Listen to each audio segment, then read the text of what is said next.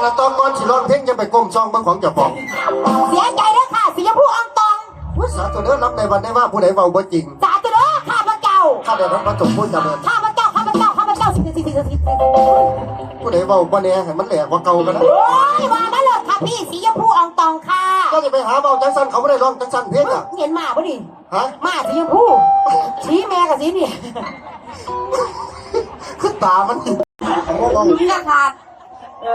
แดกมาแล้วแต่สิตกใส่หัวผู้ใดมาเว้าคือแนวกัดเป็ดเอาว่าแม่เป็นไก่หมากัดเป็ดไก่มันเจ้าสิกัดเป็ดอัตมาฮงนะอัตมาฮงนะอัตมาฮงนะอัตมาฮงนั่นน่ะได้ใจดันก่อนได้บ่น่ะได้ใจดันก่อนอัตมาฮงนะหอมแดงกระเจี๊ยบเป็นแห้งหอมแดงกระเจี๊ยบเป็นแห้งหอมแดงกระเจี๊ยบเป็นแห้งรถกันนั่นใจดันก่อนรถไปมหอดรถจอดกระเถิบ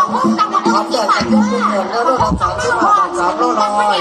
หอมแดงกระเจี๊ยบเป็นแห้งหอมแดงกระเจี๊ยบเป็นแห้งหอมแดงมาได้ทุกคนนะหอมแดงสิริพรผู้ใดอยากกินหอมแดงเด้อหอมแดง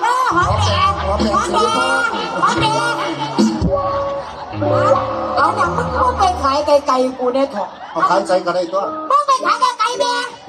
เอาเจ้าคนไปขายไก่ยุ่งสายขายน้ำกันขายใจกับขายของเอา